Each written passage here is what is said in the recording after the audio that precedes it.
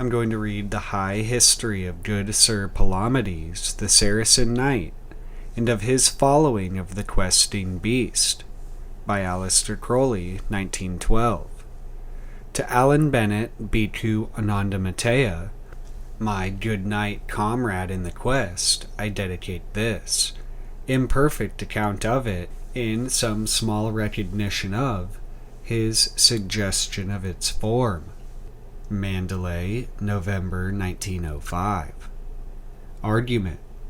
1. Sir Palamedes the Saracen knight, riding on the shore of Syria, findeth his father's corpse, around which an albatross circleth. He approveth the vengeance of his peers. 2. On the shore of Arabia he findeth his mother in the embrace of a loathly negro beneath blue pavilions. Her he slayeth, and burneth all that encampment. 3. Sir Palamedes is besieged in his castle by Severn Mouth, and his wife and son are slain. 4. Hearing that his fall is to be but the prelude to an attack on Camelot, he maketh a desperate night sortie, and will traverse the wilds of Wales. 5. At the end of his resources among the Welsh mountains, he is compelled to put to death his only remaining child. By this sacrifice he saves the world of chivalry. 6. He, having become, in holy hermit, a certain dwarf, splendidly clothed, cometh to Arthur's court, bearing tidings of a questing beast. The knights fail to lift him, this being the test of worthiness. 7. Lancelot findeth him upon Scawfell, clothed in his white beard. He returneth, and touching the dwarf but with his finger, hurleth him to the heaven. 8. Sir Palamedes, riding forth on the quest, seeth a druid worship the sun upon Stonehenge. He rideth eastward, and findeth the sun setting in the west. Furious he taketh a Viking ship, and by sword and whip fareth seaward. 9. Coming to India he learneth that it glittereth. Vainly fighting the waves, the leaves, and the snow, he is swept in the Himalayas by an avalanche into a valley where dwell certain ascetics, who pelt him with their eyeballs. 10. Seeking it as majesty, he chaseth an elephant in the Indian jungle. The elephant escapeth, but he, led by Trichinopoly, by an Indian lad, seeth an elephant forced to dance ungainly before the Mahalingam. 11. A Scythian sage declareth that it transcendeth reason. Therefore Sir Palamedes unreasonably decapitateth him. 12. An ancient hag prateth of it as evangelical. Her he heweth in pieces. 13. At Naples he thinketh of the beast as author of evil, because free of will. The beast, starting up, is slain by him with a poisoned arrow. But at the moment of its death, it is reborn from the knight's own belly. 14. At Rome he meeteth a red robber in a hat, who speaketh nobly of it as a king dove lamb. He chaseth and slayeth it, it proveth to be but a child's toy. 15. In a Tuscan grove he findeth, from the antics of a satyr, that the gods still dwell with men. Mistaking orgasm for ecstasy, he is found ridiculous. 16. Baiting for it, with gilded corn in a moonlit vale of Spain, he findeth the bait stolen by vermin. 17. In Crete a metaphysician weaveth a labyrinth. Sir Palamedes compelleth him to pursue the quarry in this same fashion. Running like hippogriffs, they plunge over the precipice, and the hermit dead appears but a mangy ass. Sir Palamedes, sore wounded, is borne by fishers to an hut. 18. Sir Palamedes noteth the swiftness of the beast. He therefore climbeth many mountains of the Alps, yet can he not catch it. It outrunneth him easily, and at last, stumbling, he falleth. 19. Among the dunes of Brittany, he findeth a witch dancing and conjuring, until she disappeareth in a blaze of light. He then learneth music from a vile girl, until he is as skilful as Orpheus. In Paris he playeth in a public place. The people, at first throwing him coins, soon desert him to follow a foolish Egyptian wizard. No beast cometh to his call. 20. He argueth out that there can be but one beast. Following single tracks, he at length findeth the quarry. But on pursuit it eludeth him by multiplying itself. This on the wide plains of France. 21. He gathereth an army sufficient to chase the whole herd. In England's midst they rush upon them, but the herd join together, leading on the knights, who at length rush together into a melee, wherein all but Sir Palamedes are slain, while the beast as ever standeth aloof, laughing. 22. He argueth its existence from design of the cosmos, noting that its tracks form a geometrical figure, but seeth that this depends upon his sense of geometry, and is therefore no proof. Meditating upon this likeness to himself, its subjectivity in short, he seeth it in the blue lake. Thither plunging, all is shattered. 23. Seeking it in shrines he findeth but a money box, while they that helped him, as they said, in his search, but robbed him. 24. Arguing its obscurity, he seeketh it within the bowels of Etna, cutting off all avenues of sense. His own thoughts pursue him into madness. 25. Upon the Pacific Ocean he, thinking that it is not self, throweth himself into the sea, but the beast setteth him ashore. 26. 26. Rowed by Kanaka's to Japan, he praiseth the stability of Fujiyama, but an earthquake arising, the pilgrims are swallowed up. 27. Upon the Yangtze Kiang, he contemplateth immortal change, yet perceiving that the changes themselves constitute stability, he is again balked, and biddeth his men bear him to Egypt. 28. In an Egyptian temple he hath performed the bloody sacrifice and cursed Osiris. Himself suffering that curse, he is still far from the attainment. 29. In the land of Egypt he performeth many miracles, but from the statue of Memnon issueth the questing, and he is recalled from that illusion. 30. Upon the plains of Chaldea he descendeth into the bowels of the earth, wherein he beholdeth the visible image of the soul of the nature for the beast. 31. In a slum city he converseth with a rationalist. Learning nothing, nor even hearing the beast, he goeth forth to cleanse himself. 32. Seeking to imitate the beast, he goeth on all fours, questing horribly. The townsmen cage him for a lunatic, nor can he imitate the elusiveness of the beast. Yet at one note of that questing the prison is shattered, and Sir Palamedes rusheth forth free. 33. Sir Palamedes hath gone to the shores of the Middle Sea to restore his health. There he practiseth devotion to the beast, and becometh maudlin and sentimental. His knaves mocking him, he beateth one sore, from whose belly issueth the questing. 34. Being retired into an hermitage in Fenland, he traverseth space upon the back of an eagle. He knoweth all things, save only it, and incontinent beseecheth the eagle to set him down again. 35. He lectureth upon metaphysics, for he is now totally insane, to many learned monks of Cantabric.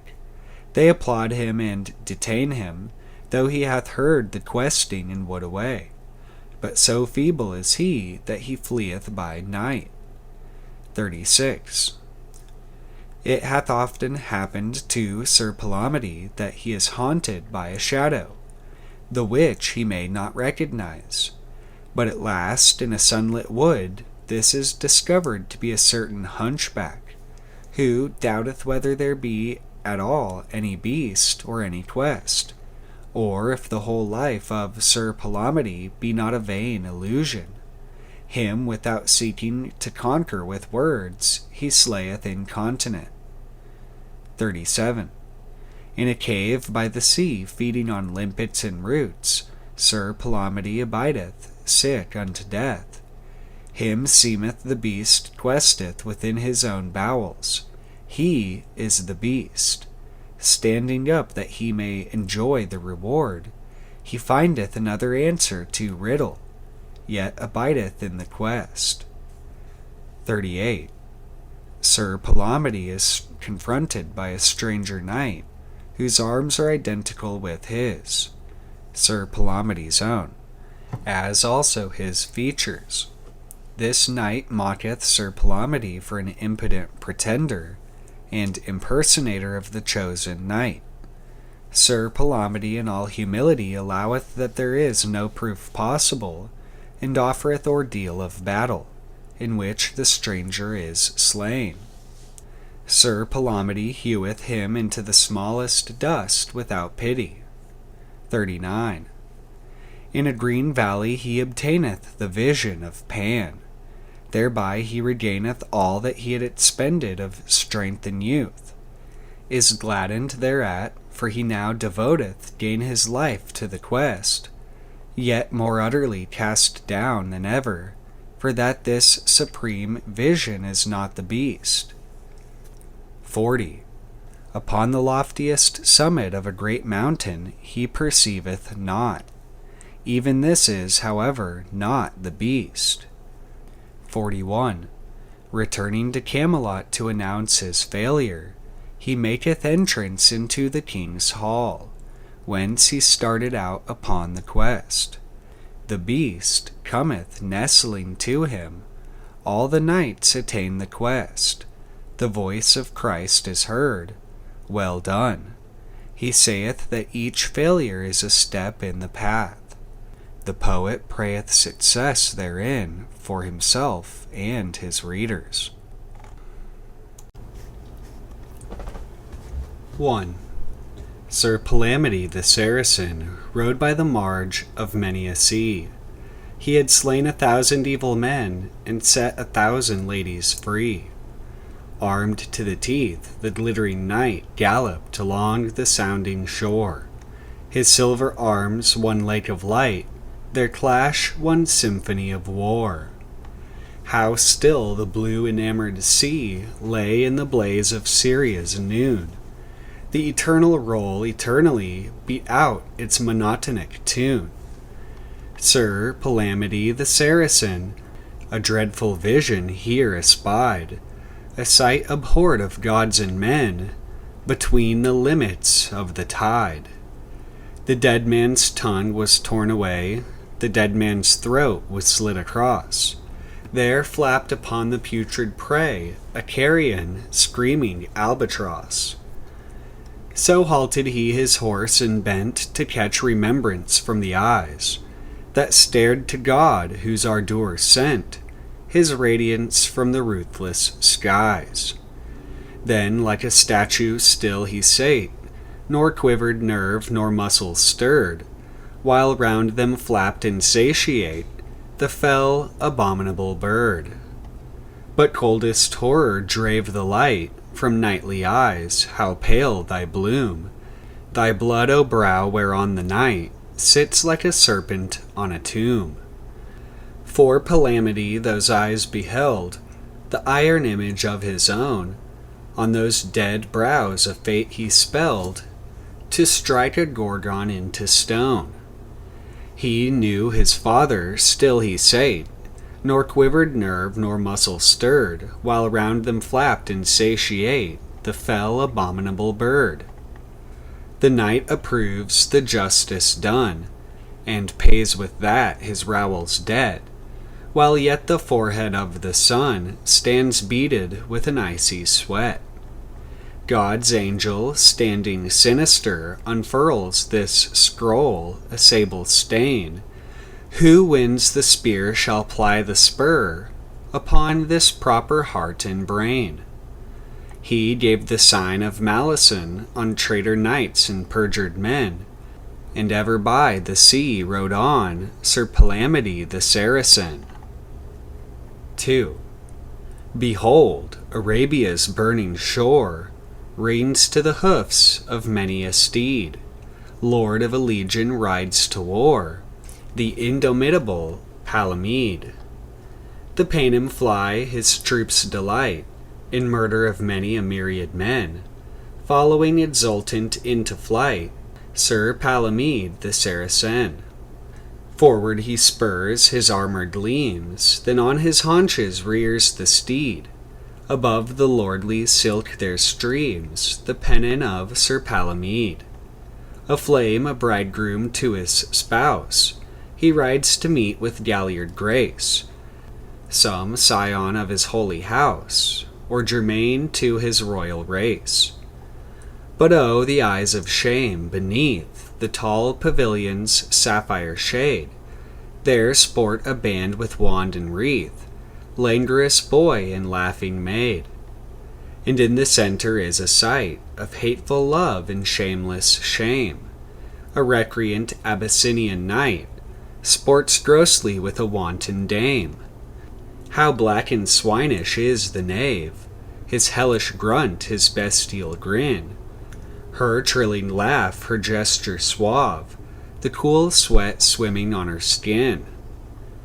She looks and laughs upon the night, then turns to bust the blubber mouth, draining the dregs of that black blight, of wine to ease their double drouth.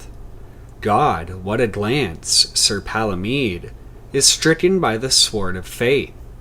His mother it is in very deed that gleeful goes the goatish gait. His mother it his that pure and pale cried in the pangs that gave him birth. The holy image he would veil from aught the tiniest taint of earth. She knows him, and black fears bedim those eyes. She offers to his gaze the blue-veined breasts that suckled him in childhood's sweet and solemn days. Weeping she bears the holy womb, shrieks out the mother's last appeal, and reads irrevocable doom in those dread eyes of ice and steel. He winds his horn, his warriors pour in thousands on the fenceless foe. The sunset stains their hideous war with crimson bars of afterglow. He winds his horn, the night stars leap to light uprising the sisters seven, while answering flames illumine the deep, the blue pavilions blaze to heaven. Silent and stern the northward way they ride, alone before his men staggers through black to rose and gray, Sir Palamedes the Saracen. 3. There is a rock by Severn Mouth, whereon a mighty castle stands, fronting the blue impassive south, and looking over lordly lands. Oh, high above the envious sea, this fortress dominates the tides. There, ill at heart, the chivalry of strong Sir Palamedes abides. Now comes eruption from the folk that live by murder day by day. The good knight strikes his deadly stroke, the vultures claw the attended prey. But day by day the heathen hordes gather from dreadful lands afar, a myriad bows and stars, as clouds that blot the morning star. Soon by an arrow from the sea, the lady of Palamedes is slain. His son, in sally fighting free, is struck through burgonet and brain. But day by day the foes increase, though day by day their thousands fall. Laughs the unshaken fortalice, the good knights laugh no more at all. Grimmer than heathen hordes can scowl, the spectre hunger rages there. He passes like a midnight owl, hooting his heraldry, despair. The knights and squires of Palamedes stalk pale and lean through court and hall, though sharp and swift the archers speed their yard-long arrows from the wall. Their numbers thin, their strength decays, their fate is written plain to read. These are the dread deciduous days of iron-souled Sir Palamedes. He hears the horrid laugh that rings from camp to camp at night. He hears the cruel mouths of murderous kings laugh out one menace that he fears. No sooner shall the heroes die than ere their flesh begin to rot, the heathen turns his raving eye to Caerleon and Camelot. Sir Arthur in ignoble sloth is sunk in dalliance with his dame, forgetful of his knightly oath and careless of his kingly name. Befooled and cuckolded, the king is yet the king most high, and on his life the hinges swing that close the door of chivalry. 's blood, shall it sink and rise no more, that blaze of time when men were men? That is thy question, warrior, Sir Palamedes the Saracen. 4. Now with 20 of men in life, in one fair babe, Sir Palamedes revolves one last heroic strife, attempts forlorn a desperate deed. At dead of night, a moonless night, a night of winter storm, they sail in dancing dragons to the fight, with man and sea, with ghoul and gale. Whom God shall spare, ride, so springs the iron order, let him fly on honor's steed with honor's wings, to warn the king lest honor die. Then to the fury of the blast, their fury adds a dreadful sting. The fatal die is surely cast, to save the king, to save the king. Hail, horror of the midnight surge, the storms of death, the lashing gust, the doubtful gleams of swords that urge hot laughter with high leaping lust. Though one by one the heroes fall, their desperate way they slowly win, in knightly cry and comrade call, rise above high the savage din. Now they land a dwindling crew, now fresh armies hem them around. They cleave their blood-bought avenue, and cluster on the upper ground. Ah, but dawn's dreadful front uprears, the tall towers blaze to illume the fight, while many a myriad heathen spears march northward at the earliest light. Falls thy last comrade at thy feet, O lordly-souled Sir Palamedes, tearing the savage from his seat. He leaps upon a coal-blacked steed. He gallops racing, raging through the press. The affrighted heathen fear his eye. There madness gleams, there masterless. The whirling sword shrieks shrill and high. They shrink, he gallops, closely clings. The child slung at his waist, and he needs not, but gallops wide and sings wild war songs, chants of gramarye. Sir Palamedes the Saracen rides like a centaur mad with war. He sabres many a million men, and tramples many a million more. Before him lies the untraveled land, where never a human soul is known, a desert by a wizard band, a soulless wilderness of stone. Nor grass nor corn delight the vales, nor beast nor bird span space immense. Black rain, grey mist, white wrath of gales fill the dread armory of sense. Nor shines the sun, nor moon, nor star their subtle light at all display, nor day nor night dispute the scar. All's one intolerable grey. Black islands, grey rocks, white hills of snow. No flower, no color, life is not. This is no way for men to go, from Severn mouth to Camelot. Despair the world upon his speed, drive like a lion from his den, whom hunger hunts the man at need, Sir Palamedes the Saracen. 5. Sir Palamedes the Saracen hath cast his sword and arms aside. To save the world of goodly men, he sets his teeth to ride, to ride. 3 days, the black horse drops and dies. The trappings furnish them a fire. The beast a meal, with dreadful eyes, stare into death the child, the sire. 6 days, the gaunt and gallant knight sees hateful visions in the day. Where are the ancient speed and might were wont to animate that play? 9 days they stumble on, no more. His strength avails to bear the child. Still hangs the midst, and still before yawns the immeasurable wild. 12 days, the end, afar he spies, the mountains stooping to the plain.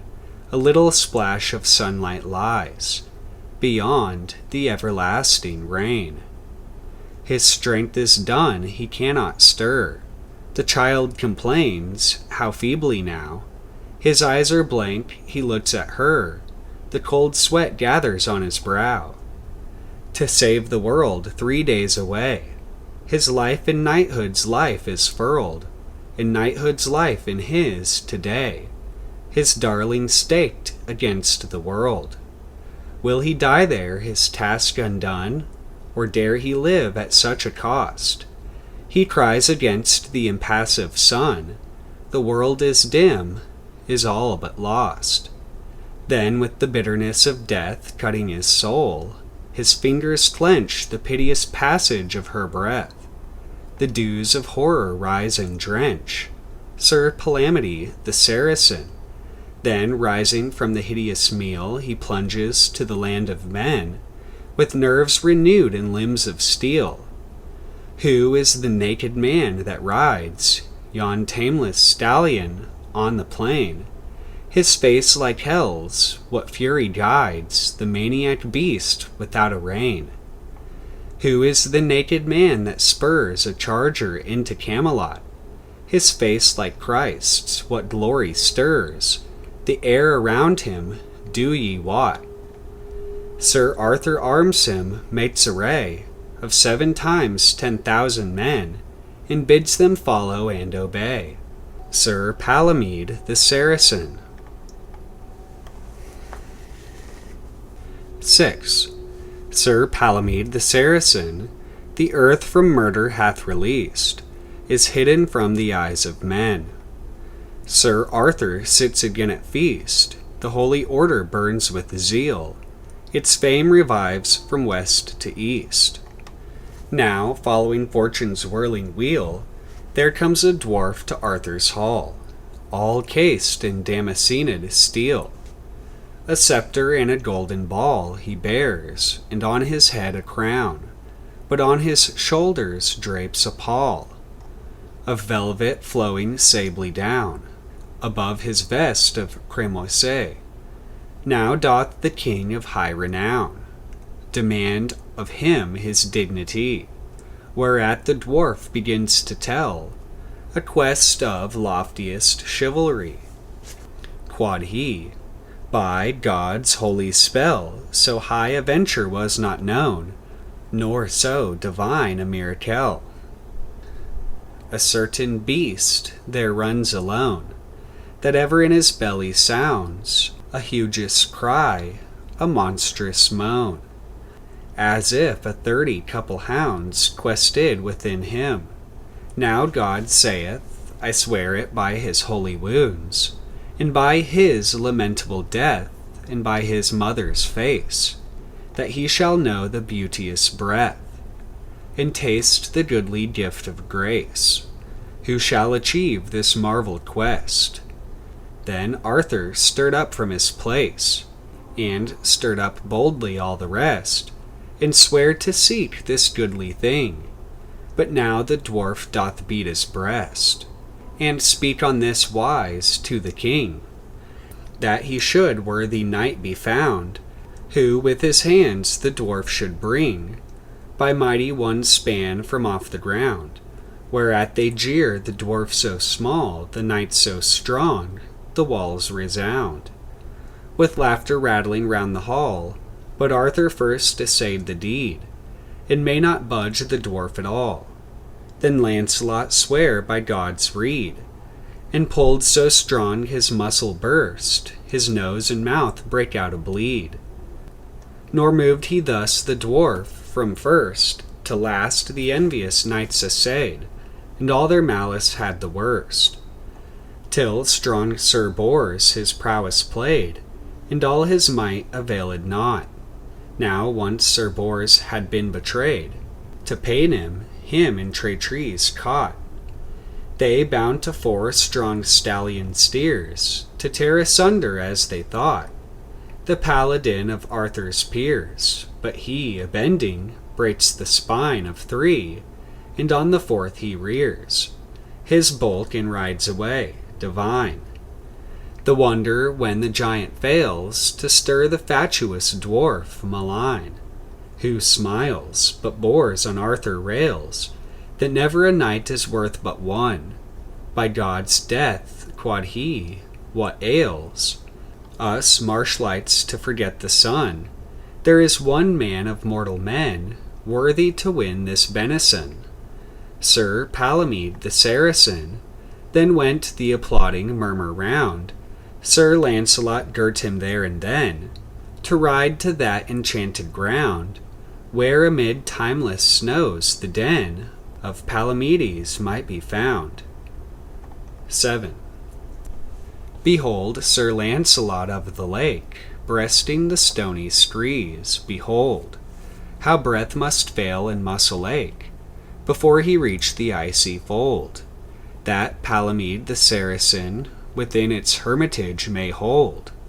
At last he cometh to a den, perched high upon the savage scaur, remote from every haunt of men, from every haunt of life afar. There doth he find Sir Palamedes, sitting as steadfast as a star.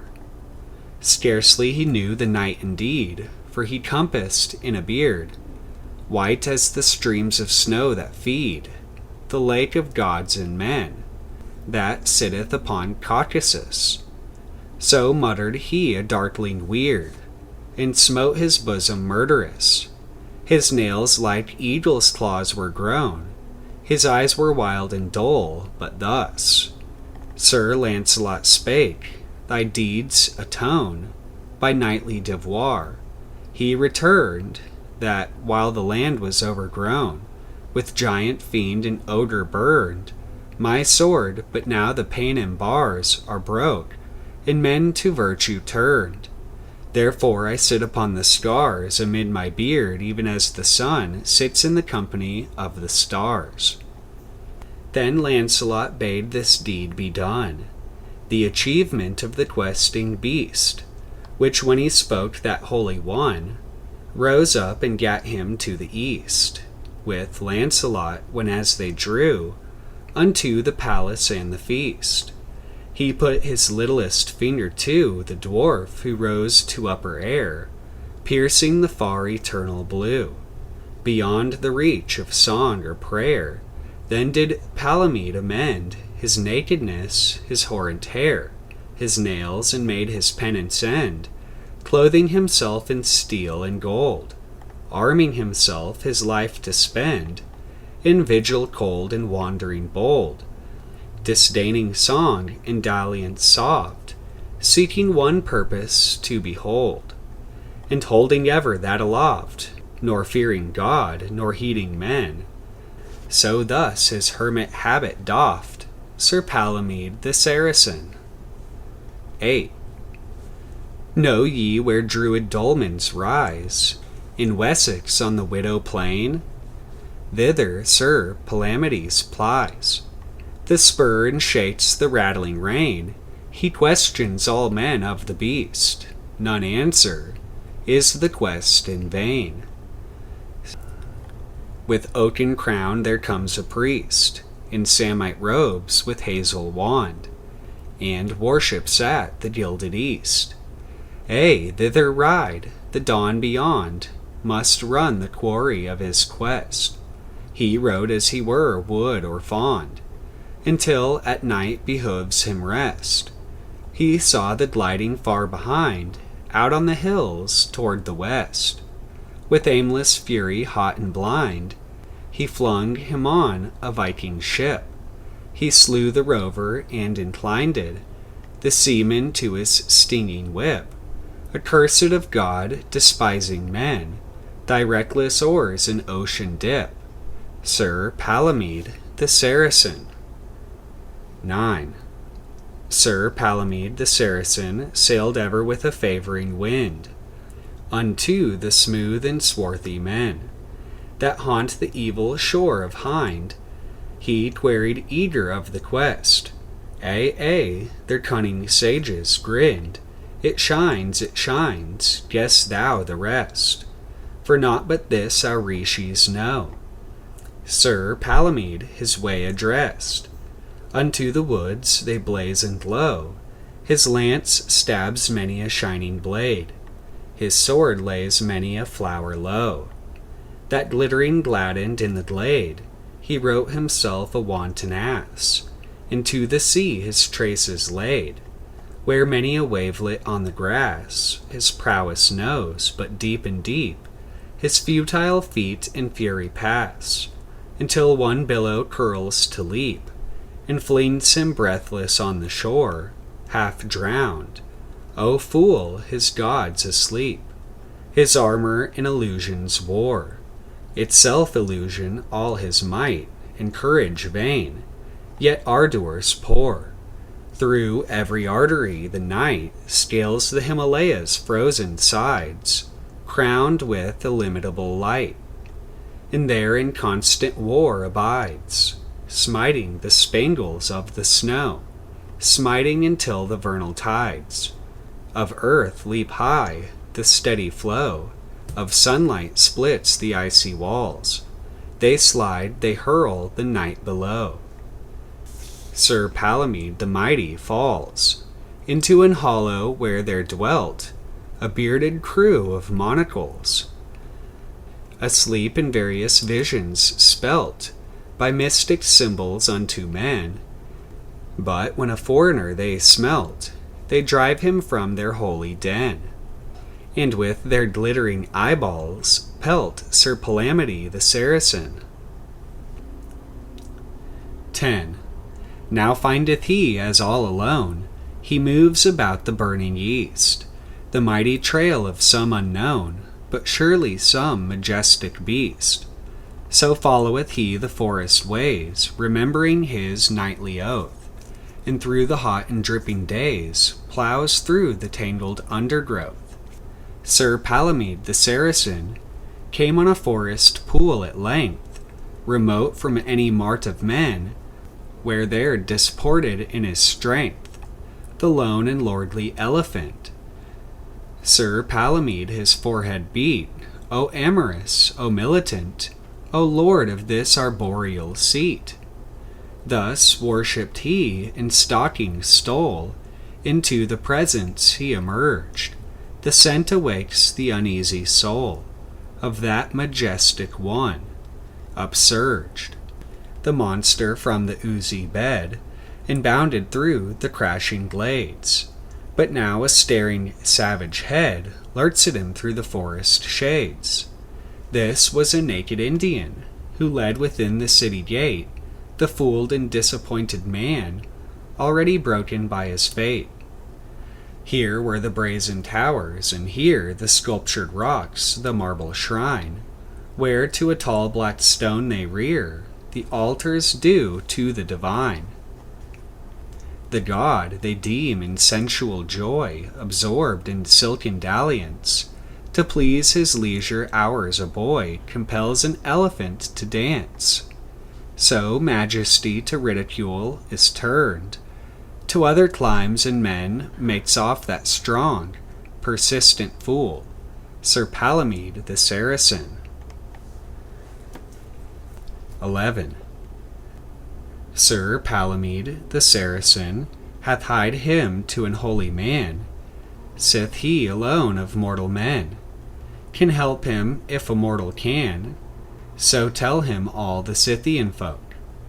Wherefore he mates a caravan, and finds him when his prayers invoke the holy knowledge, saith the sage. This beast is he of whom there spoke the prophets of the golden age. Mark, all that mind is, he is not. Sir Palamedes in bitter rage, stirred up, is this the fool, odd wot, to see the like of whom I came from castellated Camelot? The sage with eyes of burning flame cried, is it not a miracle? For with folly travelleth shame, and thereto at the end is hell. Believe, and why believe? Because it is a thing impossible. Sir Palamedes his pulses pause. Is it not possible, quod he, that Palamedes is wroth and draws his sword, decapitating thee? By parity of argument, this deed of blood must surely be. With that he suddenly besprent all Scythia with the sage's blood, and laughing in his woe he went unto a further field and flood, guided by that wizard's head, that like a windy moon did scud. Before him winking eyes of red, and snapping jaws of white, but then, what cared for a living or for dead? Sir Palamedes the Saracen. 12. Sir Palamedes the Saracen follows the head to gloomy halls of sterile hate with icy walls. A woman clucking like a hen answers his lordly bugle calls. She rees him an ungainly reed of ghosts and virgins, doves and wombs, of roods and prophecies and tombs.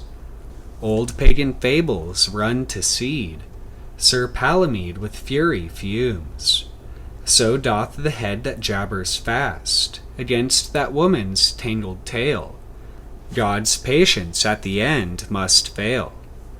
Out sweeps the sword, the blade hath passed through all her scraggly farthingale. This chatter lends to thought a zest, quod he, but I am all for act. Sit here until your talk hath cracked the addled egg in nature's nest. With that he fled the dismal tract. He was so sick and ill at ease, and hot against his fellow men.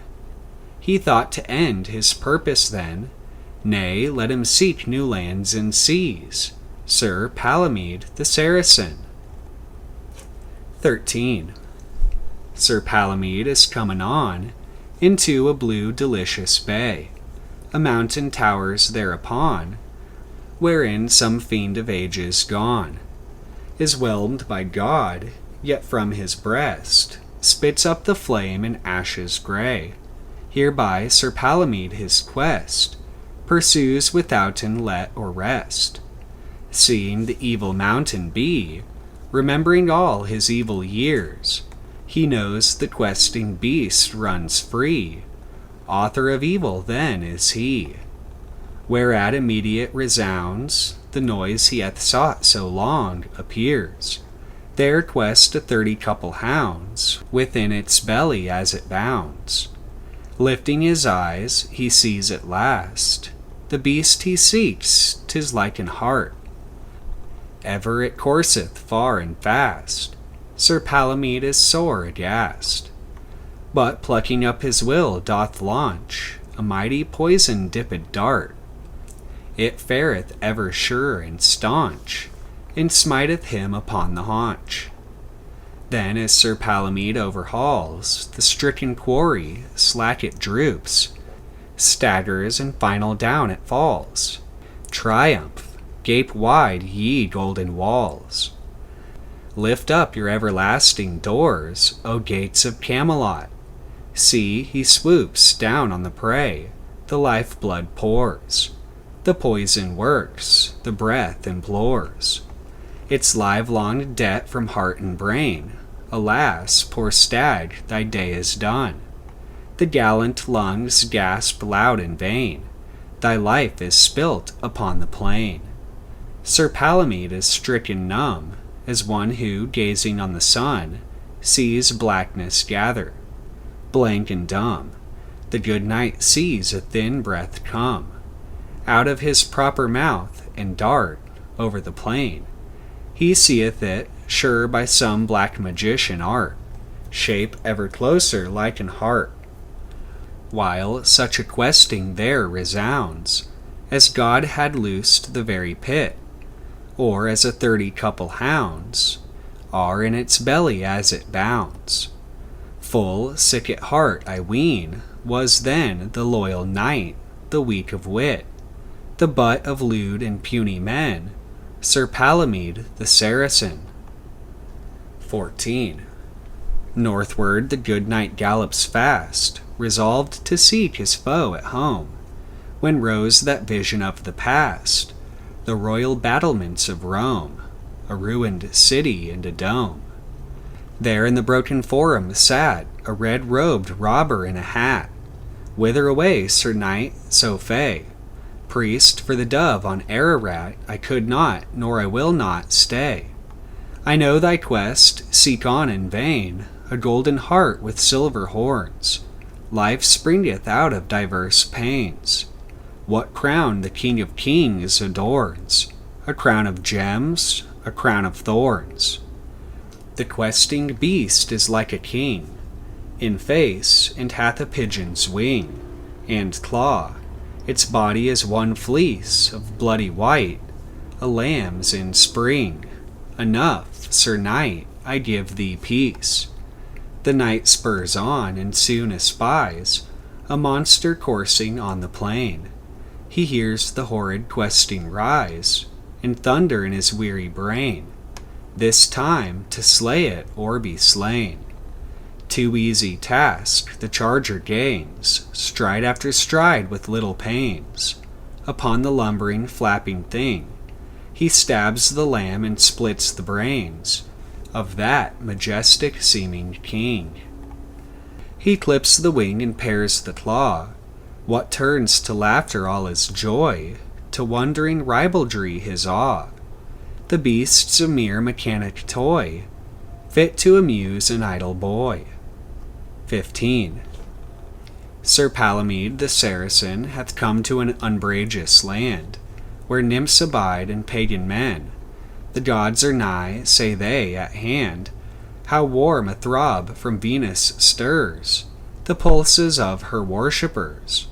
Nor shall the Tuscan god be found reluctant from the altar stone.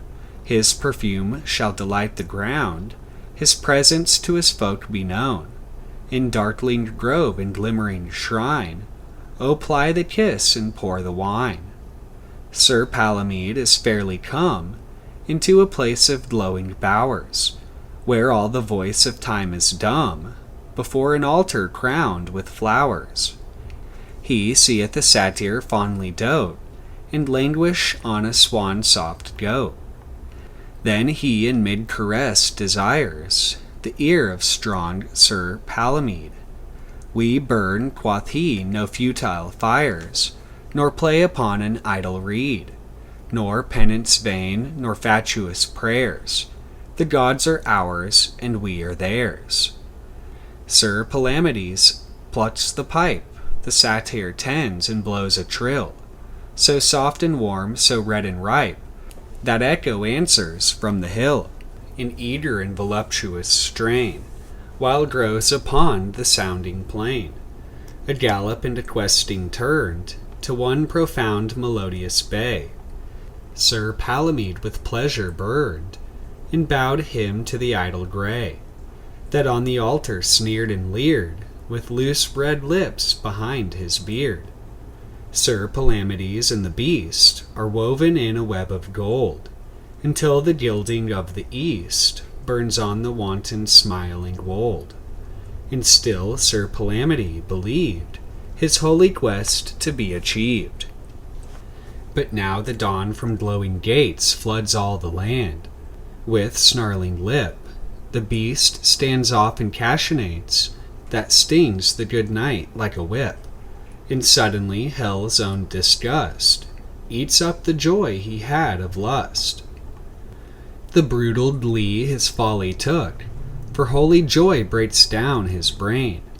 Off bolts the beast, the earth is shook, as out a questing roars again, as if 30 couple hounds are in its belly as it bounds. The peasants gather to deride the night, creation joins in mirth. Ashamed and scorned on every side, their gallops, hateful to the earth, the laughing stock of beasts and men. Sir Palamedes the Saracen.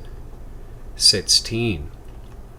Where shafts of moonlight splash the vale, beside a stream there sits and strains Sir Palamedes with passion pale, and haggard from his broken brains, yet eagerly he watches still a mossy mound where dainty grains of gilded corn their beauty spill, to tempt the quarry to the range of Palamedes his archer's skill. All night he sits with ardour strange, and hope new-fledged, a gambler born. Thinks the luck one day must change, though sense and skill he laughs to scorn. So now there rush 1,000 rats in sable silence on the corn.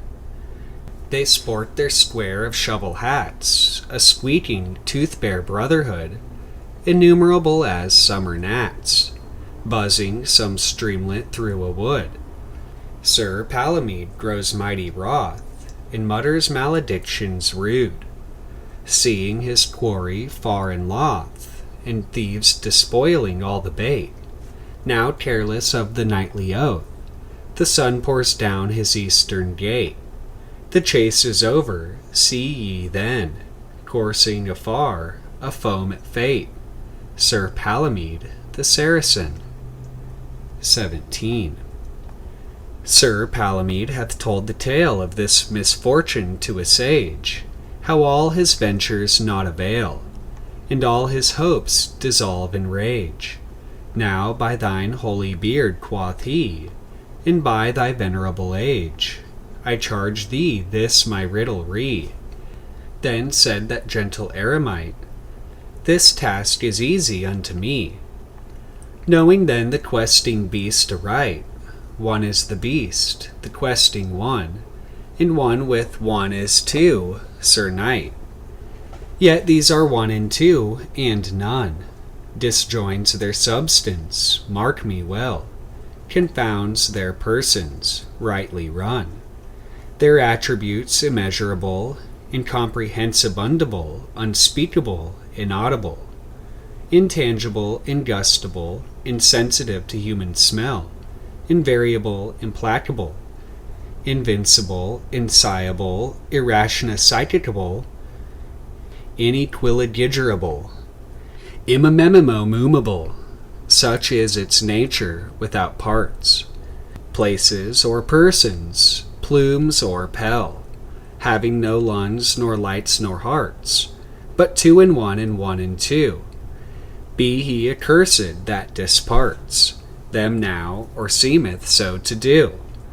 Him will I pile the curses on, him will I hang or saw him through, or burn with fire, who doubts upon this doctrine Hotataton spells, the holy word Otataton.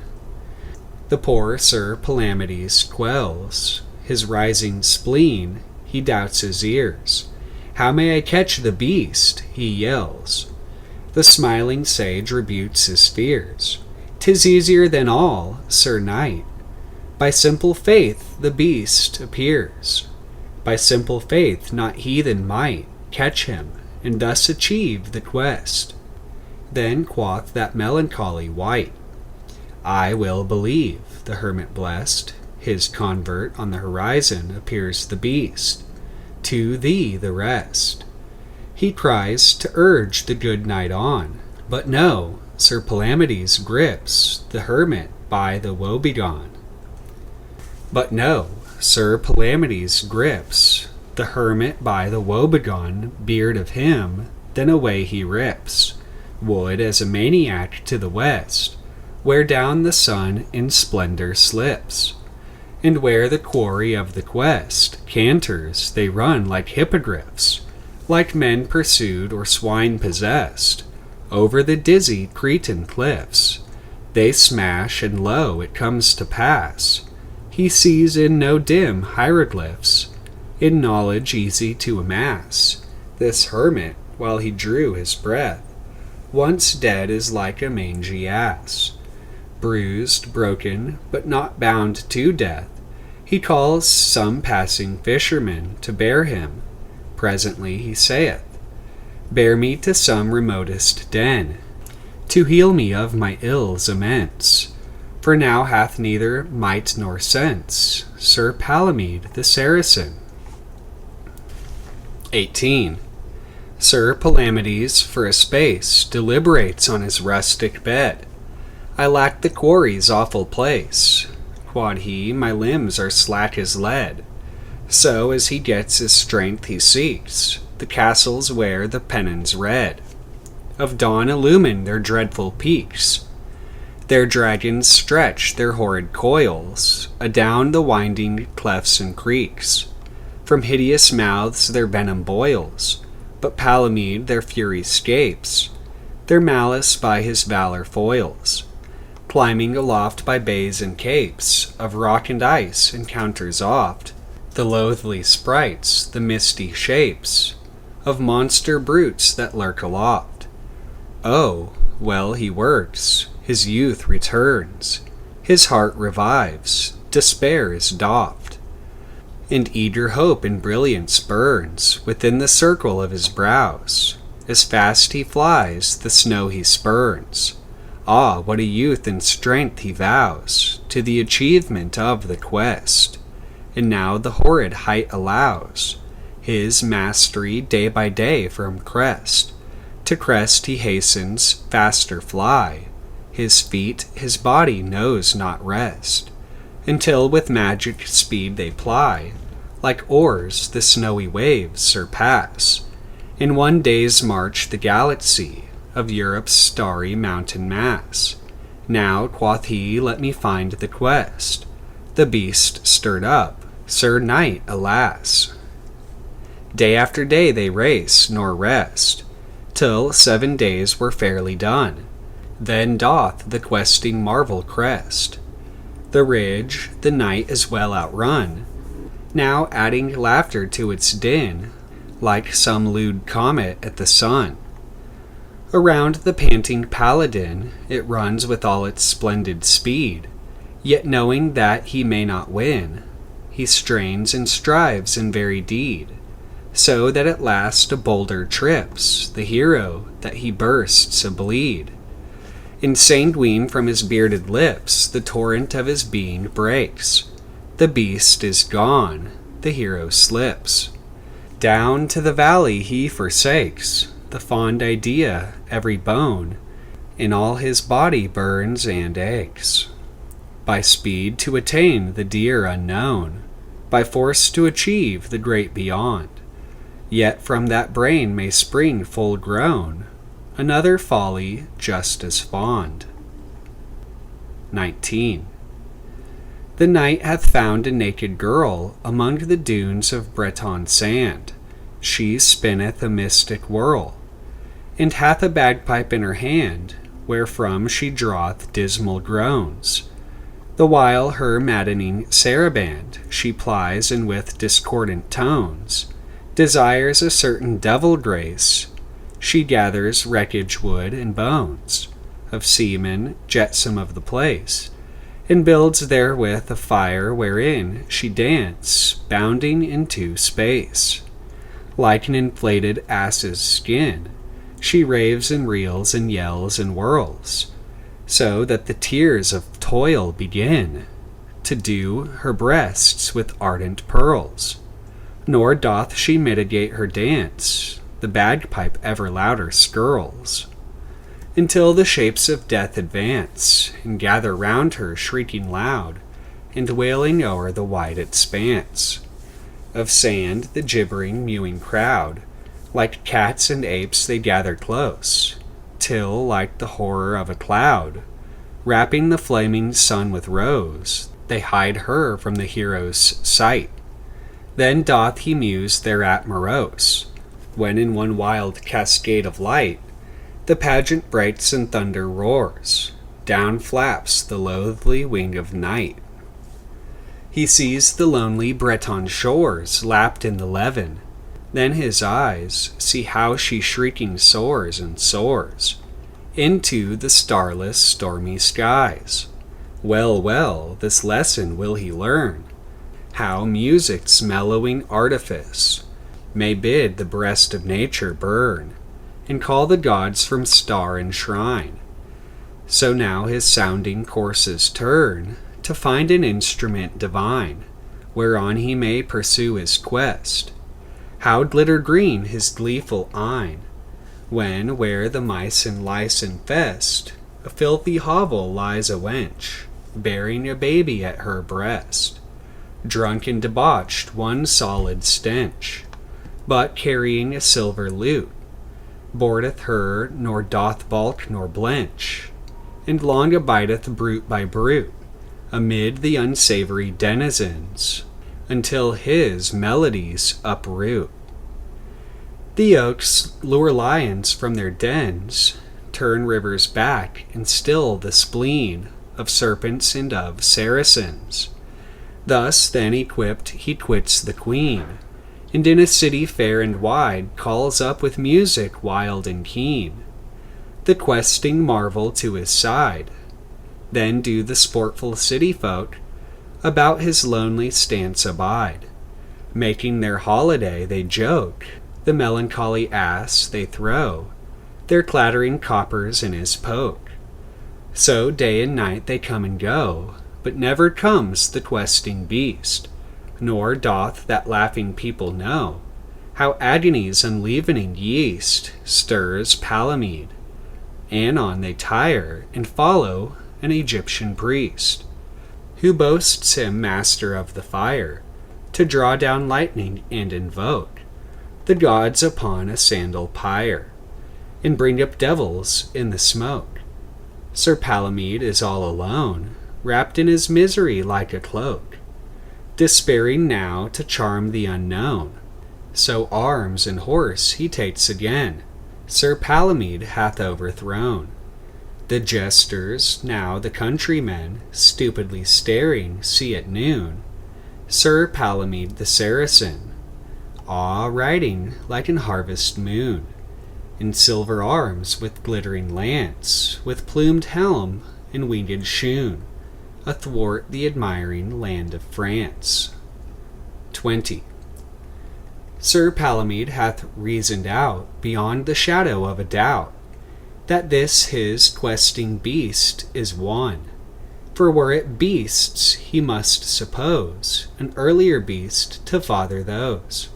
So all the tracks of herds that run into the forest he discards, and only turns his dark regards on single prints, on marks unique. Sir Palamede doth now attain unto a wide and grassy plain, whereon he spies the thing to seek. Thereat he putteth spur to horse, and runneth him a random course, the beast a-questing a before. But praise to good Sir Palamede hath gotten him a fairy steed, alike for venery and for war, so that in drawing near, the quarry lifteth up his spear, to run him of his malice through.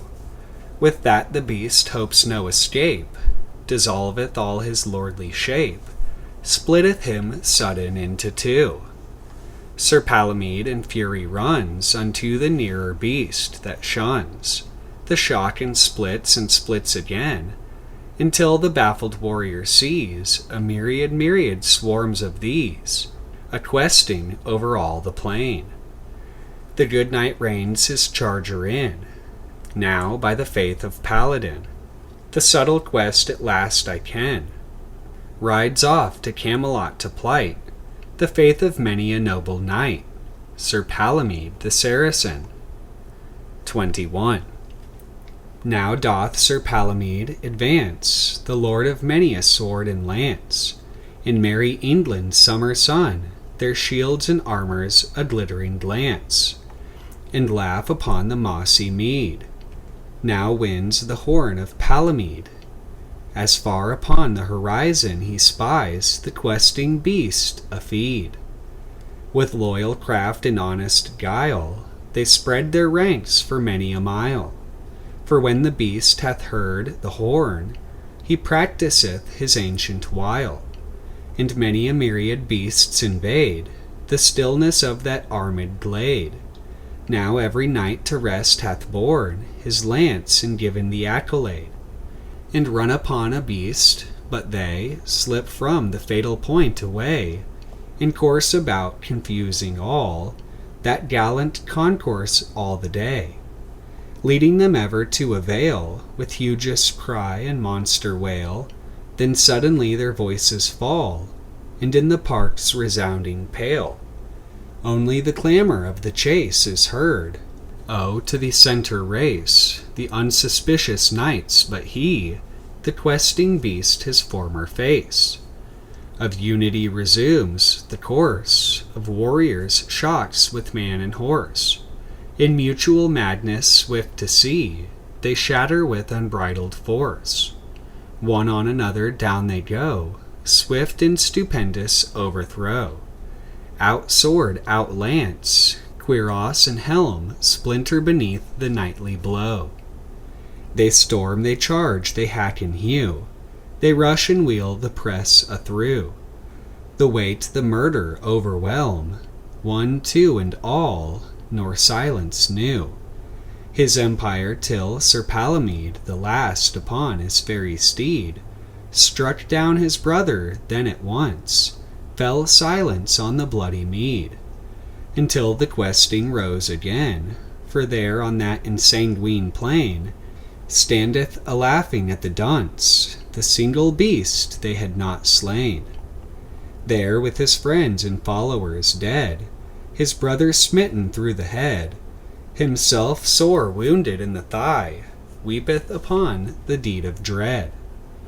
Alone among his murdered men, the champion fool, as fools were then, utterly broke, like to die, Sir Palamedes the Saracen. 22. Sir Palamede his wits doth rally, nursing his wound beside a lake within an admirable valley, whose walls their thirst on heaven slake, and in the moonlight mystical their countless spears of silver shake. Thus reasons he in each and all fits of this quest. The query's track is wondrous geometrical. In spire and whorl, twist out and back, the heart with fair symmetric line, and lo, the grain of wit I lack. This beast is master of design, so study each twisted print in this mirific mind of mine. My heart may happen on a hint, thus as the seeker after gold eagerly chases grain or glint. The night at last wins to behold the full conception, breathless blue, the fair lake's mirror crystal cold, wherein he gazes, keen to view the vast design therein to chase the beast to his last avenue. Then, O thou gosling scant of grace, the dream breaks, and Sir Palamede waits to the glass of his fool's face. Ah, 'sdeath, quod he, by thought and deed, this brute forever mocketh me. the lance is made a broken reed. The brain is but a barren tree, for all the beautiful design is but mine own geometry. With that his wrath brake out like wine, he plunged his body in and shattered the whole delusion asinine. All the false water nymphs that flattered, he killed with his resounding curse. O fool of God, as if it mattered! So nothing better, rather worse, out of the blue bliss of the pool, came dripping that inveterate fool. 23. Now still he holdeth argument, so grand a beast must house him well. Hence now beseemeth me frequent cathedral, palace, citadel. So riding fast among the flowers, far off a Gothic spire he spies, that like a gladiator towers, its spear-sharp splendor to the skies. The people cluster round, acclaim, Sir Knight, good night, thy quest is won. Here dwells the beast in orient flame, spring sweet and swifter than the sun. Sir Palamedes the Saracen spurs to the shrine a fire to win the end, and all the urgent men thronged with him eloquently in. Sir Palamedes his visor drops, he lays his loyal lance in rest. He drives the rowels home, he stops. Faugh, but a black-mouthed money chest. He turns, the friendly folk are gone, gone with his sumpter mules and train, beyond the infinite horizon of all he hopes to see again. His brain befooled, his pocket picked, how the beast cachinated then, far from that doleful derelict, Sir Palamedes the Saracen. 24. One thing at least, quoth Palamedes, beyond dispute my soul can see. This questing beast that mocks my need dwelleth in deep obscurity. So delveth he a darksome hole within the bowels of Etna dense, closing the harbor of his soul to all the pirate ships of sense. And now the questing of the beast rolls in his very self, and high leaps his whole heart in fiery feast on the expected ecstasy. But echoing from the central roar reverberates many a mournful moan, and shapes more mystic than before baffle its formless monotone. Ah, mocks him many a myriad vision, warring within him masterless, turning devotion to derision, beatitude to beastliness. They swarm, they grow, they multiply, the strong knight's brain goes all aswim, paced by that maddening minstrelsy, those dog-like demons hunting him. The last bar breaks, the steel will snaps, the black hordes riot in his brain. 1,000 threatening thunderclaps smite him, insane, insane, insane. His muscles roar with senseless rage. The pale knight staggers deathly sick, reels to the light that sorry sage, Sir Palamedes the lunatic. 25. A savage sea without a sail, grey gulfs and green a glittering, rare snow that floats, a vestal veil, upon the forehead of the spring. Here in a plunging galleon, Sir Palamedes, a listless drone, drifts desperately on, and on, with heart and eyes of stone. The deep scarred brain of him is healed, with wind and sea and star and sun, the assoiling grace that God revealed, for gree and bounteous benison. Ah, still he trusts the recreant brain, thrown in 1,000 tourney justs. Still he raves on in reason's strain, with senseless oughts and fatuous musts. All the delusions, argueth the ass, all uproars surely rise from that cursed me whose name is death, whereas the questing beast belies. The me with thou, then swift the quest, to slay the me should hook the thou. With that he crossed him, brow and breast, and flung his body from the prow. And end, alas, on silver sand, open his eyes, the surf rings roar. What snorts there, swimming from the land? The beast that brought him to the shore. O beast, quoth purple Palamede, a monster strange as thou am I. I could not live before, indeed, and now I cannot even die. Who chose me of the Table Round, by miracle acclaimed the chief, here, waterlogged and muscle-bound, marooned upon a coral reef? 26. Sir Palamede the Saracen hath gotten him a swift canoe, paddled by stalwart South Sea men. They cleave the oily breasts of blue, straining toward the westering disk of the tall sun they battle through. Those weary days the wind is brisk, the stars are clear, the moon is high, now even as a white basilisk, that slayeth all men with his eye, stands up before them tapering, the cone of speechless sanctity. Up, up its slopes the pilgrims swing, chanting their pagan gramarye, unto the dread volcano king. Now then by goddess reed, quod he, behold the secret of my quest, in this far-famed stability. For all these Paynim nights may rest in the black bliss they struggle to, but from the earth's full-flowered breast break the blind roar of earthquake through, tearing the belly of its mother, engulfing all that heathen crew, that cried and cursed on one another. Aghast he standeth, Palamede, for twinned with earthquake laughs her brother. The questing beast, as gods read, sweats blood for sin, so now the heart of the good knight begins to bleed. Of all the ruinous shafts that dart within his liver, this hath plied the most intolerable smart. By God's wounds, the good knight cried, what is this quest grown daily dafter, where nothing, nothing may abide? Westward they fly, but rolling after echoes the beast's unsatisfied and inextinguishable laughter. 27.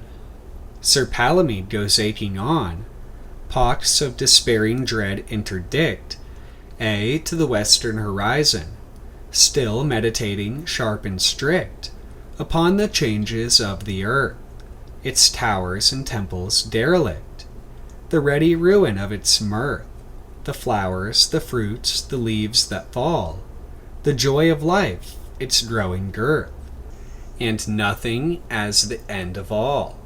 Yea, even as the Yangtze rolled its rapids past him, so the wall of things break down his eyes behold, the mighty beast serenely couched upon its breast of burnished gold. Ah, by Christ's blood his soul avouched, nothing but change abides.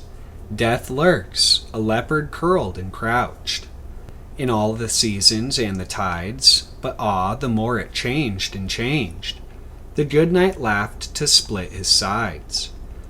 What, is the soul of things deranged?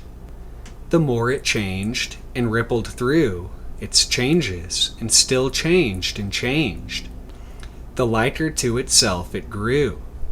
Bear me, he cried, to purge my bile to the old land of Hormaku, that I may sit and curse a while at all these follies fond that pen my quest about, on to Nile. Tread tenderly, my merry men, for nothing is so void and vile as Palamedes the Saracen. 28. Sir Palamedes the Saracen hath clad him in a sable robe, hath curses writ by holy men from all the gardens of the globe. He standeth at an altar stone, the blood drips from the slain babe's throat. His chant rolls in a magic moan, his head bows to the crowned goat. His wand makes curves and spires in air, the smoke of incense curls and quivers. his eyes fix in a glass cold stare. The land of Egypt rocks and shivers. Lo, by the gods, O God, I vow to burn the authentic bones and blood of cursed Osiris even now, to the dark Nile's upsurging flood. I cast thee down, O crowned and throned, to black Amente's void profane. Until mine anger be atoned, thou shalt not ever rise again. With firm red lips and square black beard, Osiris in his strength appeared. He made the sign that saveth men on Palamedes the Saracen, hath hushed his conjuration grim. The cursed comes back to sleep with him, hath fallen himself to that profane, whence none might ever rise again. Dread torture racks him, all his bones get voice to utter forth his groans. The very poison of his blood joins in that cry's soul-shaking flood. For many a Chiliad counted well, his soul stayed in its proper hell. Then when Sir Palamedes came back to himself, the shrine was dark. Cold was the incense, dead the flame. The slain babe lay there black and stark. What of the beast? What of the quest? More blind the quest, the beast more dim. Even now its laughter is suppressed, while his own demons mock at him. O thou most desperate dupe that hell's malice can make of mortal men, meddle no more with magic spells, Sir Palamedes the Saracen. 29. Ha, but the good knight striding forth from Set's abominable shrine pursues the quest with bitter wrath, so that his words flow out like wine. And lo, the soul that heareth them is straightway healed of suffering. His fame runs through the land of Chem, they flock the peasant and the king. There he works many a miracle, the blind see and the cripples walk. Lepers grow clean, sick folk grow well, the deaf men hear, the dumb men talk. He casts out devils with a word, circleth his wand, and dead men rise. No such a wonder hath been heard since Christ our God's sweet sacrifice. Now, by the glad blood of our Lord, quoth Palamedes, my heart is light. I am the chosen harpsichord, whereon God playeth the perfect night. The saint of Mary, there he stayed, for out of Memnon's singing stone, so fierce a questing barked and brayed, it turned his laughter to a groan. His vow forgot, his task undone, his soul whipped in God's bitter school. He moaned a mighty malison, the perfect knight, the perfect fool. Now by God's wounds, quoth he, my strength is burnt out to a pest of pains. Let me fling off my curse at length in old Chaldea's starry plains. Thou blessed Jesus foully nailed unto the cruel Calvary tree, look on my soul's poor fort assailed by all the hosts of devilry. Is there no medicine but death that shall avail me in my place, that I may know the beauteous breath and taste the goodly gift of grace? Keep thou yet firm this trembling leaf, my soul, dear God, who died for men, yea, for that sinner soul, the chief, Sir Palamedes the Saracen. 30. Starred is the blackness of the sky, wide is the sweep of the cold plain, where good Sir Palamedes doth lie, keen on the beast slot once again. All day he rode, all night he lay, with eyes wide open to the stars, seeking in many a secret way the key to unlock his prison bars. Beneath him hark the marvel sounds, the beast that questeth horribly, as if 30 couple hounds are in his belly questeth he. Beneath him heareth he aright? He leaps to his feet, a wonder shews. Steep dips a stairway from the light, to what obscurity God knows. Still never a tremor shakes his soul. God praise thee, knight of adamant. He plunges to that gruesome goal, firm as an old bull elephant. The broad stair winds, he follows it. Dark is the way, the air is blind. Black, black the blackness of the pit, the light long blotted out behind. His sword sweeps out, his keen glance peers, for some shape glimmering through the gloom. Naught in all that void appears, more still, more silent than the tomb. Yet now the good knight is aware of some black force, of some dread throne, waiting beneath that awful stair, beneath that pit of slippery stone. Yea, though he sees not anything, nor hears, his subtle sense is ware that, lack-eyed by the devil king, the beast, the questing beast, is there. So though his heart beats close with fear, though horror grips his throat, he goes on to meet it spear to spear, as good knight should to face his foes. Nay, but the end is come, black earth belches that peerless paladin, up from her gulf's untimely birth, her horror could not hold him in. White as a corpse the hero hails the dawn, that night of fear still shaking his body. All death's doubt assails him. Was it sleep, or was it waking? By God, I care not, I, quod he, or wake or sleep, or live or dead. I will pursue this mystery, so help me grace of godlyhead. Ay, with thy wasted limbs pursue that subtle beast home to his den. Who knows but thou mayest win a through? Sir Palamedes the Saracen. 31. From God's sweet air Sir Palamedes hath come unto a demon bog, a city where but rats may breed, in sewer stench and fetid fog. Within its heart pale phantoms crawl, breathless with foolish haste they jog, and jostle all for naught they scrawl. Vain things all night that they disown ere day, they call and bawl and squall. Hoarse cries they moan, they groan, a stone hath better sense. And these among a cabbage-headed god they own, with wandering eye and jabbering tongue. He, rotting in that grimy sewer, in charnel house of death and dung, shrieks, how the air is sweet and pure. Give me the entrails of a frog, and I will teach thee, lo, the lure of light, how lucent is the fog. How noble is my cabbage head, how sweetly fragrant is the bog. God's wounds, Sir Palamedes said, what have I done to earn this portion? Must I, the clean knight born and bred, sup with his filthy toad abortion?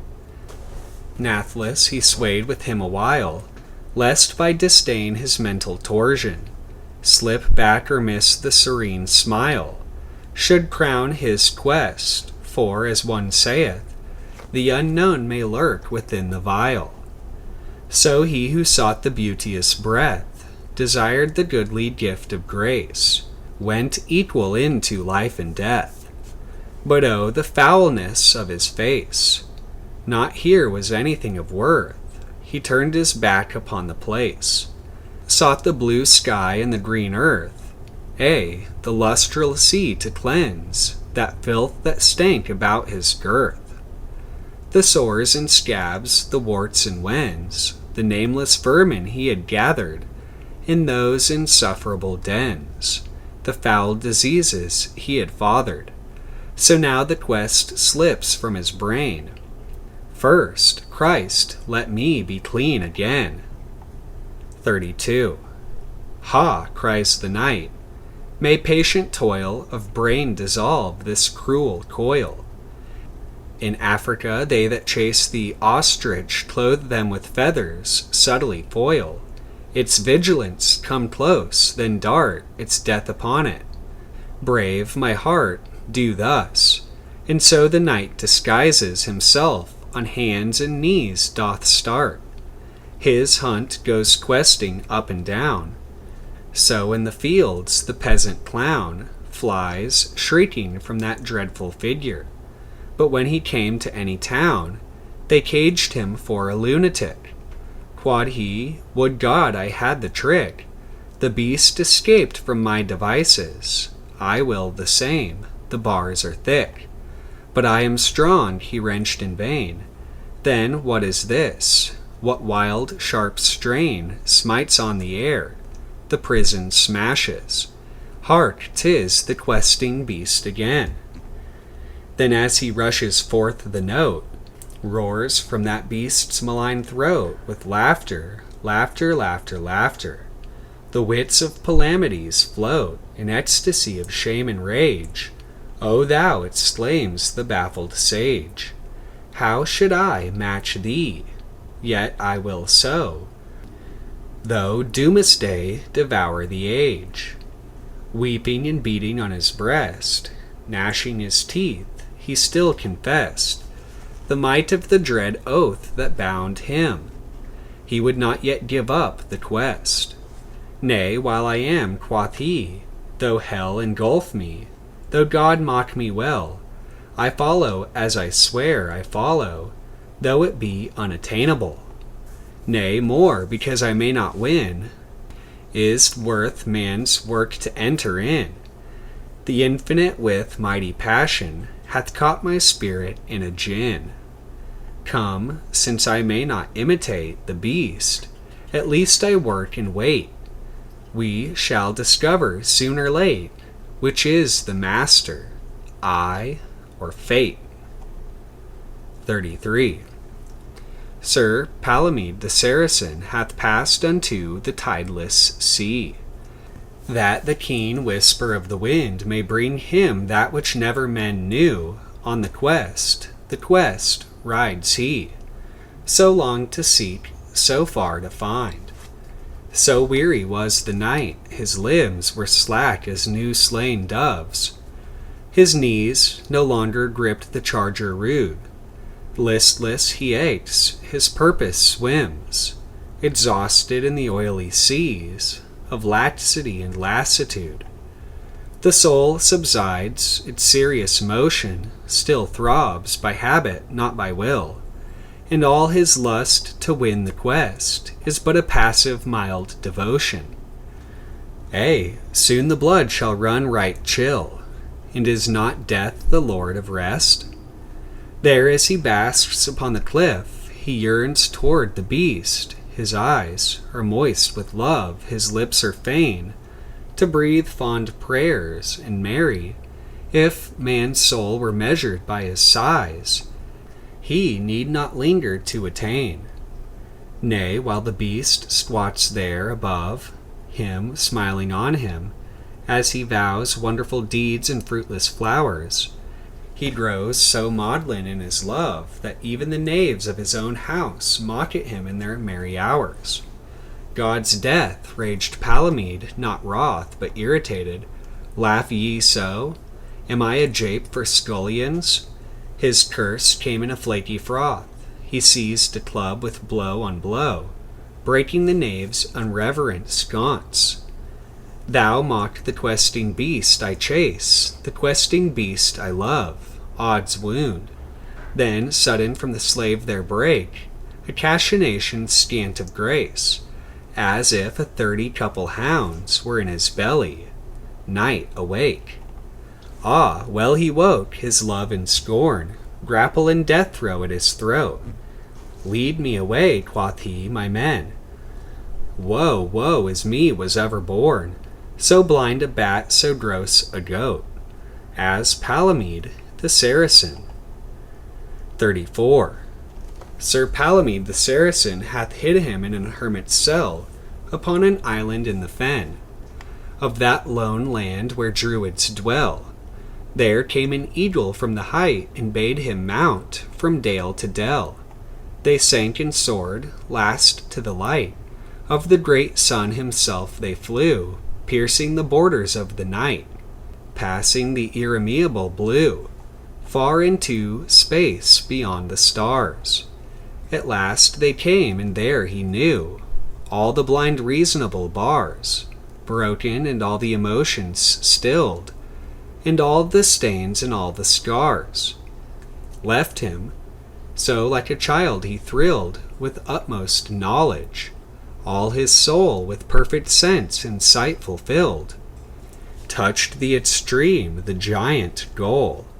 Yeah, all things in that hour transcended, all power in his sublime control. All felt, all thought, all comprehended. How is it then the quest, he saith, is not at last achieved or ended? Why taste I not the bounteous breath, receive the goodly gift of grace? Now, kind King Eagle, by God's death, restore me to mine ancient place. I am advantaged nothing then. Then swooped he from the abyss of space, and set the night amid the fen.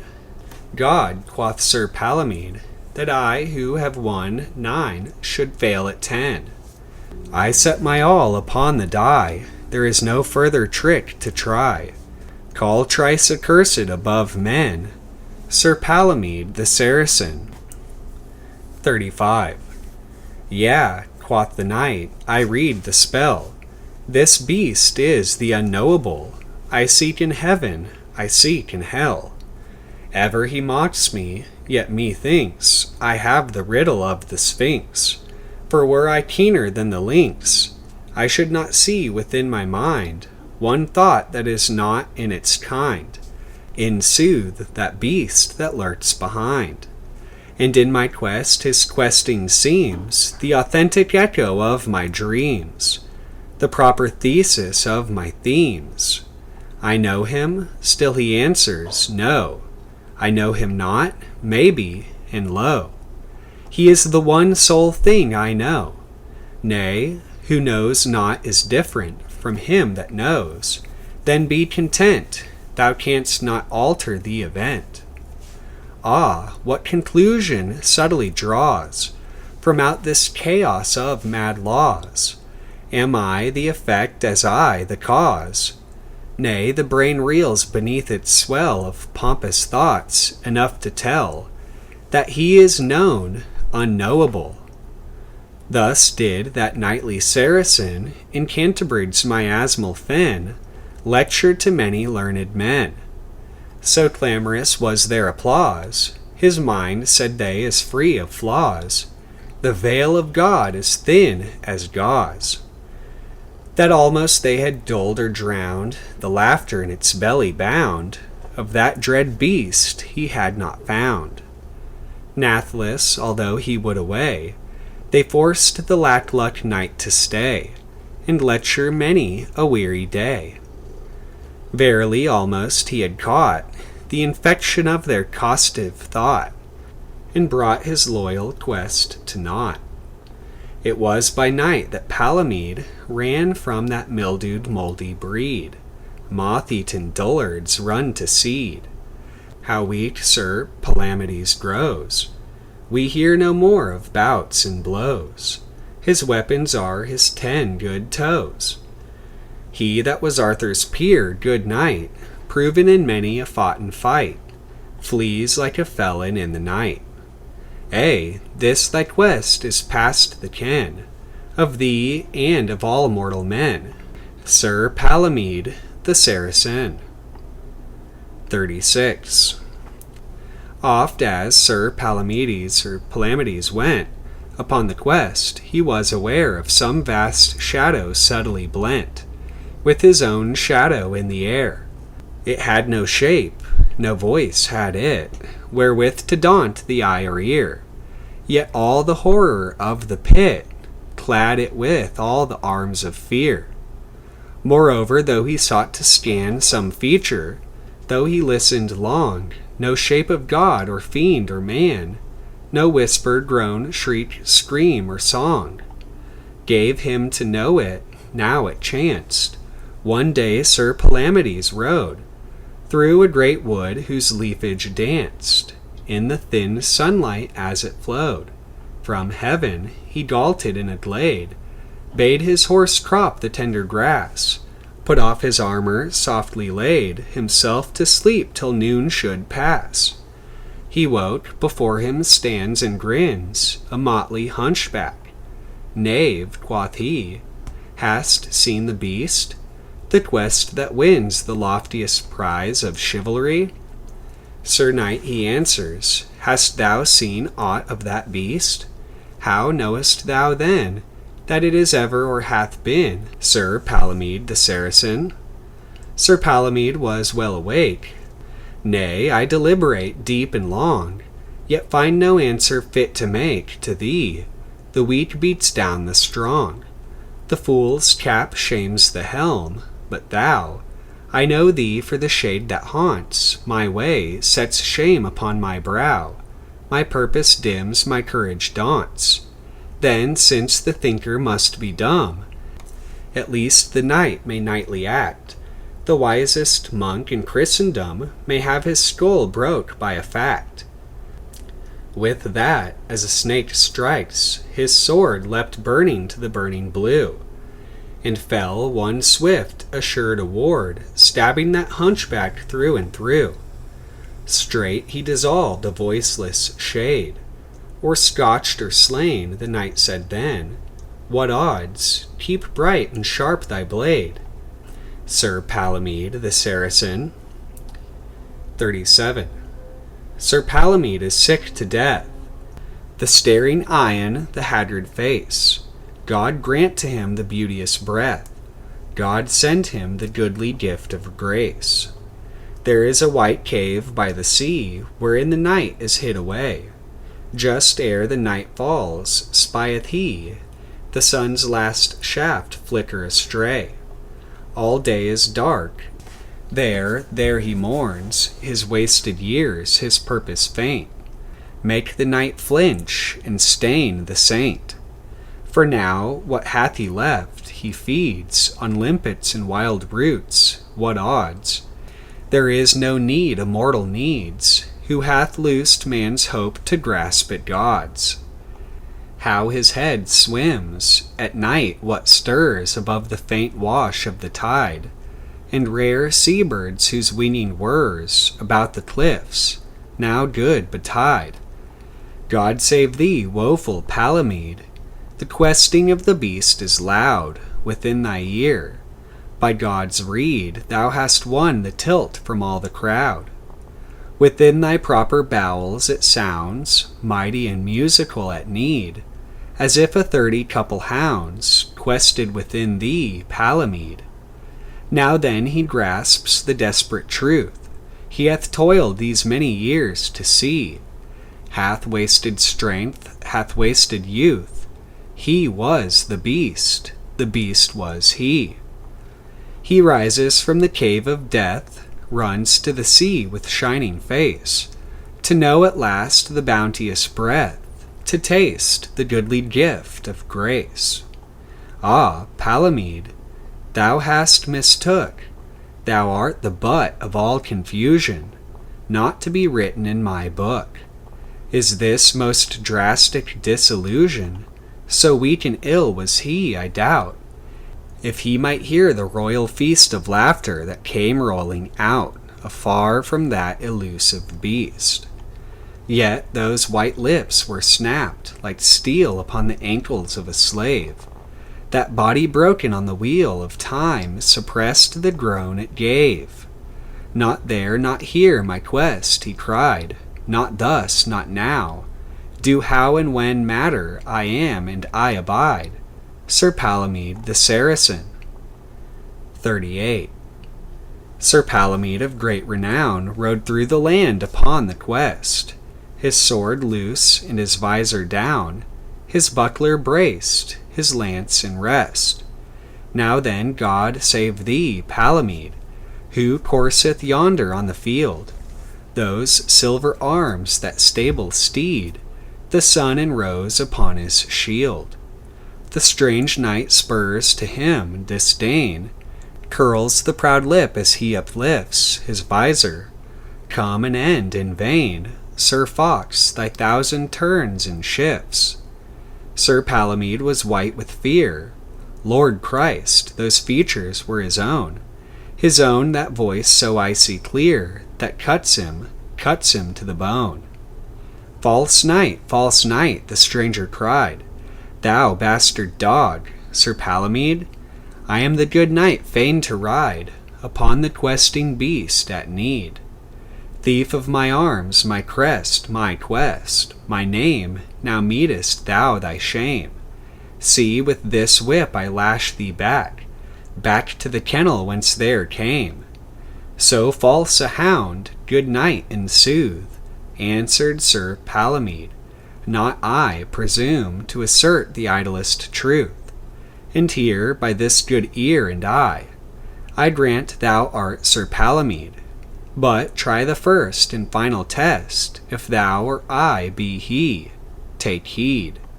He backed his horse, covered his breast, drove his spurs home, and rode upon that knight. His lance head fairly struck the barred strength of his morion, and rolled the stranger in the muck. Now, by God's death, quoth Palamedes, his sword at work, I will not leave so much of thee as God might feed his sparrows with, as I believe. The sweet Christ's mercy shall avail, so will I not have aught for thee. Since every bone of thee may rail against me, crying treachery, thou hast lied. I am the chosen knight to slay the questing beast for men. I am the loyal son of light, Sir Palamedes the Saracen. Thou wast the subtlest fiend that yet hath crossed my path. To say thee nay I dare not, but my sword is wet with the knave's blood, and with thy clay fouled. Dost thou think to resurrect? O sweet Lord Christ that savest men, from all such fiends do thou protect me, Palamedes the Saracen. 39. Green and Gretchen is the valley, shepherd lads and shepherd lasses dancing in a ring, merrily and musically, how their happiness surpasses the mere thrill of spring. Come, they cry, Sir Knight, put by all that weight of shining armor. Here's a posy, here's a garland, here's a chain of daisies. Here's a charmer, there's a charmer. Praise the God that crazes men, the God that raises all our lives to ecstasy. Sir Palamedes was too wise to mock their gentle wooing. He smiles into their sparkling eyes, while they his armor are undoing. For who, quoth he, may say that this is not the mystery I miss? Soon he is gathered in the dance, and smothered in the flowers. A boy's laugh at a maiden's glance are sweet as paramours. Stay, is there not some wanton wight may do to its sight the glamoured night? Yea, the song takes a sea-wild swell, the dance moves in a mystic web. Strange lights abound and terrible, the life that flowed is out at ebb. The lights are gone, the night is come, the lads and lasses sink, awaiting some climax, oh, how tense and dumb, the expectant hush intoxicating. Hush, the heart's beat across the moor, some dreadful god rides fast, be sure. The listening Palamedes bites through his thin white lips. What hoofs are those? Are they the quest? How still and blue the sky is. Hush, God knows, God knows. Then on a sudden in the midst of them is a swart god, from hoof to girdle a goat, upon his brow the 12-star diadem, and the king's collar fastened on his throat. Thrill upon thrill courseth through Palamedes. Life, life, pure life is bubbling in his blood. All youth comes back, all strength, all joy indeed, flaming within that throbbing spirit flood. Yet was his heart immeasurably sad, for that no questing in his ear he had. Nay, he saw all, he saw the curse that wrapped in ruin the world primeval. He saw the unborn universe, and all its gods coeval. He saw and was all things at once. In him, that is, he was the stars, the moons, the meteors, the suns, all in one net of triune bars, inextricably one, inevitably one, immeasurable, immutable, immense, beyond all the wonder that his soul had won, by sense, in spite of sense, and beyond sense. Praise God, quoth Palamede, by this I attain the uttermost of bliss. God's wounds, but that I never sought, the questing beast I swear to attain, and all this miracle is naught. Off on my travels once again, I keep my youth regained to foil old time that took me in his toil. I keep my strength regained to chase the beast that mocks me now as then. Dear Christ, I pray thee of thy grace, take pity on the forlorn case of Palamede the Saracen. 40. Sir Palamedes the Saracen hath seen the all. His mind is set to pass beyond that great Amen. To pass beyond that great Amen. Far hath he wandered still to fret his soul against that soul. He breaches the rhododendron forest net. His body bloody with its leeches, sternly he travelleth the crest of a great mountain far that reaches toward the king snows. The rains molest the night white wastes updriven of wind, in sheets and torrents fiend possessed, up from the streaming plains of Ind. They cut his flesh, they chill his bones, yet he feels not, his mind is pinned to that one point where all the thrones join to one lion head of rock, towering above all crests and cones, that crouch like jackals, stress and shock, move Palamede no more. Like fate, he moves with silent speed, they flock, the gods, to watch him. Now abate his pulses, he threads through the veil, and turns him to the mighty gale, the glacier. Oh, the flowers that scale those sun-kissed heights, the snows that crown the quartz ravines, the clouds that veil the awful slopes. Dear God, look down and see this petty man move on, relentless as thine own renown, careless of praise or orison, simply determined. Wilt thou launch this night's presumptuous head upon the devastating avalanche? He knows too much and cares too little. His wound is more than death can staunch. He can avoid, though by one tittle, thy surest shaft. And now the night, breasting the crags, may laugh and whittle away the demon club whose might threatened him.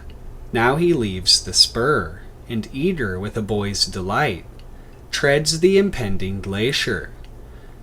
Now he strikes the steep black ice that leads to the last neck. By her that bore the Lord, by what device may he pass there? Yet still he moves ardent and steady, as if the price of death were less than life approves, as if on eagle's wings he mounted, or as angel's wings, or love's.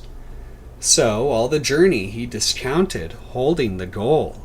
Supreme he stood upon the summit, dreams uncounted, worlds of sublime beatitude he passed beyond. The all he hath touched, and dropped to vile destitute. What lay beyond? What star unsmutched by being? His poor fingers fumbled, and all the knot their ardor clutched, like all the rest, begins to crumble. Where is the beast? His bliss it seated, all that bards sing of or priests mumble. No man, no god, hath known what he did. Only this balked him that he lacked exactly the one thing he needed. Faugh, cried the knight, thought, word, and act confirm me. I have proved the quest impossible, I break the pact. Back to the gilded halls confessed a recreant. Achieved or not, this task hath earned a foison rest. In Caerleon and Camelot, let me embrace my fellow men. To bust the wenches past the pot is now the enviable lot of Palamedes the Saracen. 41. Sir Arthur sits again at feast within the high and holy hall of Camelot, from west to east. The table around hath burst the thrall of Paynimry. The goodliest gree sits on the gay knights, one and all. Till, Arthur, of your chivalry, knights, let us drink the happiness of the one knight we lack, quoth he. For surely in some sore distress may be Sir Palamedes.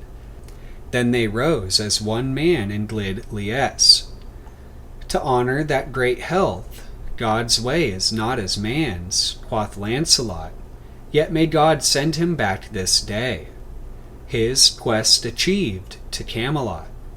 Amen, they cried and raised the bowl, whence the wind rose, a blast as hot as the simoon, and forth did roll a sudden thunder. Still they stood. Then came a bugle blast. The soul of each knight stirred with vigor rude. The blast tore down the tapestry that hid the door.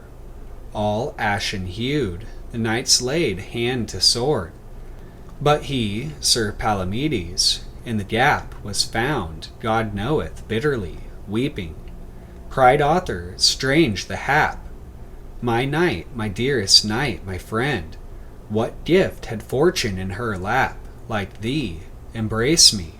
Rather rend your garments if you love me, sire, quod he. I am come unto the end. All mine intent and my desire, my quest, mine oath, all is done. Burn them with me in fatal fire. For I have failed all ways, each one I strove in mocked me. If I quailed or shirked, God knows, I have not won. That and no more I know, I failed. King Arthur fell a-weeping. Then Merlin uprose, his face unveiled. Thrice cried he piteously then upon our Lord. Then shook his head Sir Palamedes the Saracen, as knowing nothing might bestead, when lo, there rose a monster moan, a hugest cry, a questing dread, as if God's death there coursed alone the beast, within whose belly sounds that marvellous music monotone, as if 30 couple hounds quested within him. Now by Christ and by his pitiful 5 wounds, even as a lover to his tryst, that beast came questing in the hall, one flame of gold and amethyst, bodily seen then of them all. Then came he to Sir Palamedes, nestling to him as sweet and small, as a young babe clings as its need to the white bosom of its mother, as Christ clung to the gibbet reed. Then every knight turned to his brother, sobbing and sighing for great gladness, and they looked on one another. Surely there stole a subtle madness into their veins, more strong than death, for all the roots of sin and sadness were plucked, as a flower perisheth. So all sin died, and in that place all they did know the beauteous breath, and taste the goodly gift of grace. And in that place all they did know the beauteous breath, and taste the goodly gift of grace. Then fell the night, above the baying of the great beast, that was the bass. To all the harps of heaven a-playing, there came a solemn voice. Not one, but was upon his knees and praying and glorifying God. The Son of God himself, men thought, spoke then, Arise, brave soldier, thou hast won the quest not given to mortal men. Arise, Sir Palamedes adept, Christian, and no more Saracen. On wake or sleeping, wise, inept, still thou didst seek those foolish ways on which thy folly stumbled, leaped, all led to the one goal. Now praise thy Lord that he hath brought thee through to win the quest. The good knight lays his hand upon the beast, then blew each angel on his trumpet. Then all heaven resounded that it knew Sir Palamedes the Saracen was a master. Through the domes of death, through all the mighty realms of men, and spirits breathed the beauteous breath. They taste the goodly gift of grace. Now 'tis the chronicler that saith, Our Saviour grant in little space that also I, even I, be blessed. Thus, though so evil is my case, let them that read my rhyme attest that same sweet unction in my pen that writes in pure blood of my breast. For that I figure unto men the story of my proper quest, as thine first Eastern in the West, Sir Palamedes the Saracen.